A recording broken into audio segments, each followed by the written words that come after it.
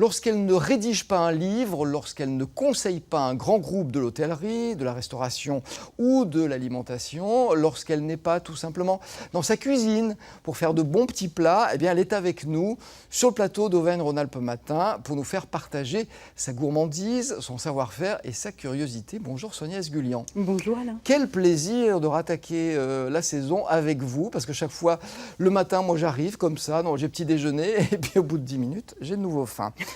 Pour cette rentrée, vous venez nous voir avec des sardines. Alors, elles ne sont pas sur le plateau, non pas parce que ça sent pas bon, parce que ça, c'est une légende, m'avez-vous dit. Les sardines ne puent pas, monsieur. Un point, c'est tout. Et alors, qu'est-ce qui sent quand on les fait cuire? Non, en fait, le problème, c'est quand on prépare un barbecue, très souvent, on rince rapidement les sardines, on les sèche et on les pose sur la grille. En fait, il faut savoir que ce qui est responsable de l'odeur, c'est une substance qui se trouve sous les écailles, qui est un petit peu grasse.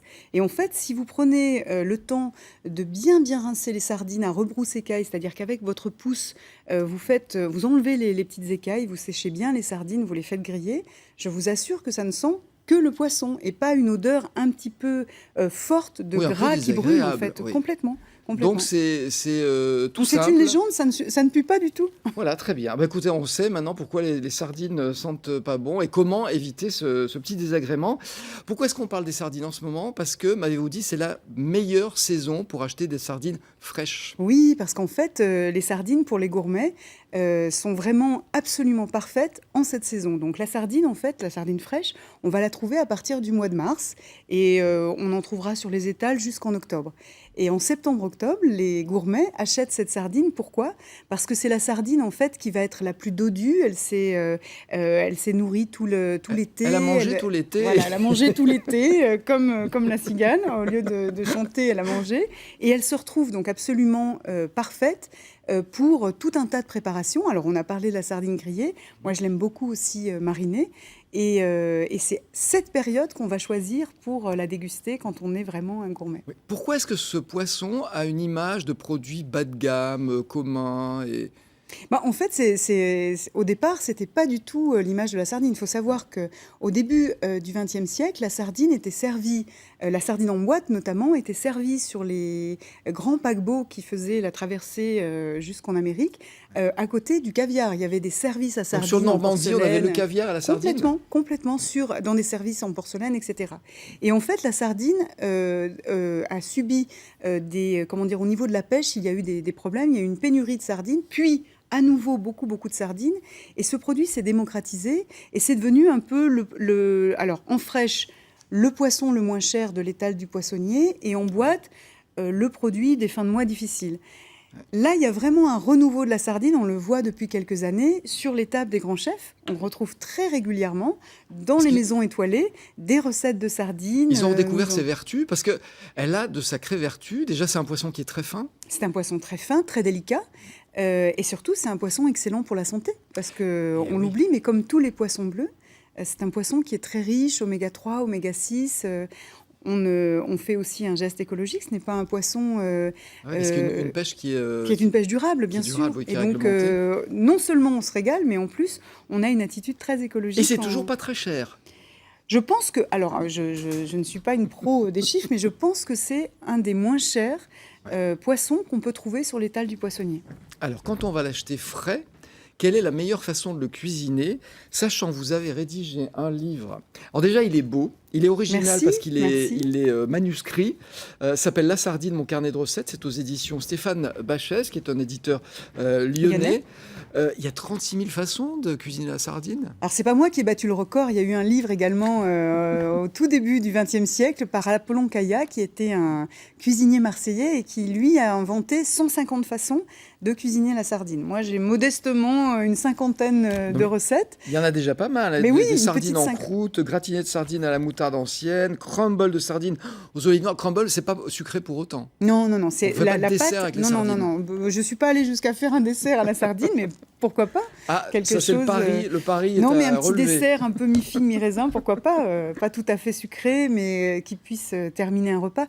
Non, en fait, l'idée, c'est que la sardine, il faut bien savoir qu'on peut tout imaginer avec la sardine. On peut la faire bien sûr cuite, mais on peut la faire crue, marinée. Elle se prête à vraiment de nombreuses interprétations. Après, il faut bien choisir son type de sardine. Alors justement, comment est-ce qu'on les choisit, sachant que la meilleure période, vous l'avez dit, c'est maintenant, parce qu'elles sont dodus, elles ont bien mangé tout l'été. Mais après, où Oui, est-ce qu'on puis les achète et ça quels sont les dépend, conseils? tout dépend de leur provenance.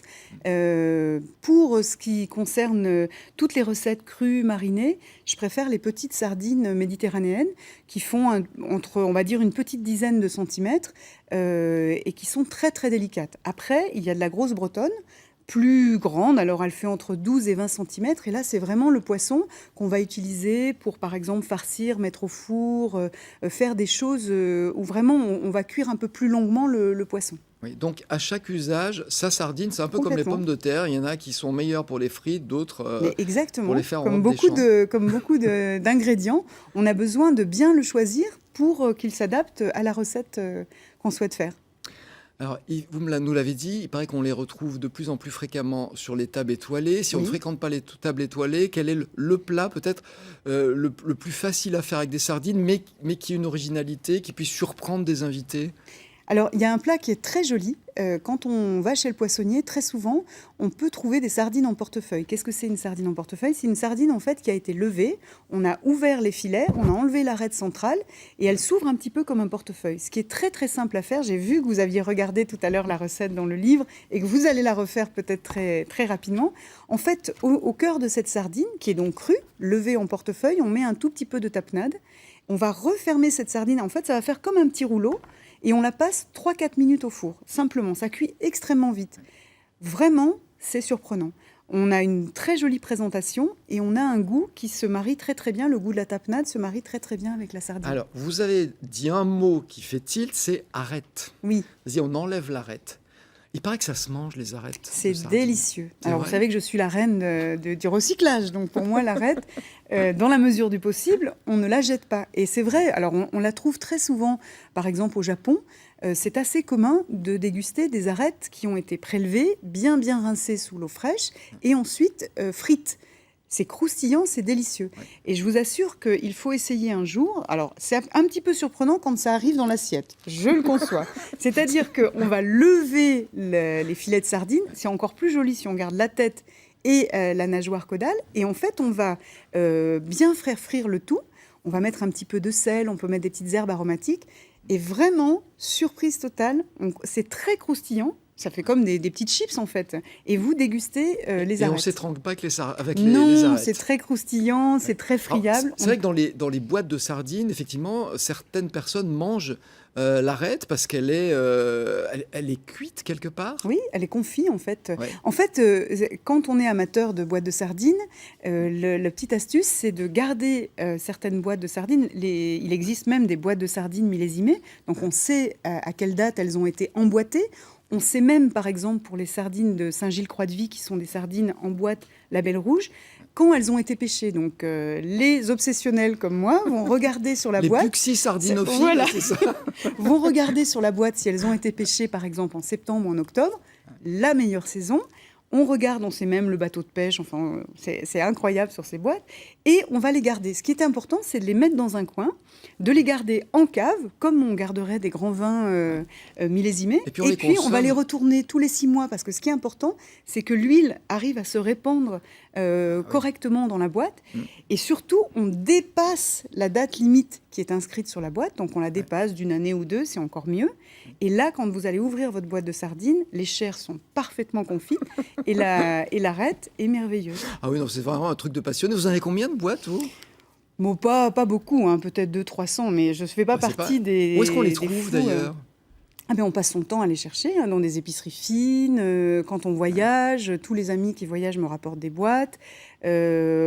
Justement, on va à Saint-Gilles-Croix-de-Vie, on achète des boîtes en fait quand on sait que certaines conserveries, notamment comme la Belle-Îloise, proposent des sardines de très belle qualité. On achète des séries et puis on les garde dans sa cave à sardines. Très bien. Bah, écoutez, merci beaucoup, C'est Sonia. moi qui vous remercie pour Une la fois de cause de la plus. sardine. Oui, une fois de plus, vous m'avez rouvert l'appétit. Et puis voilà, on a rendu justice à la sardine aujourd'hui, Merci. qui est injustement accusée de plein de choses, de plein de mots.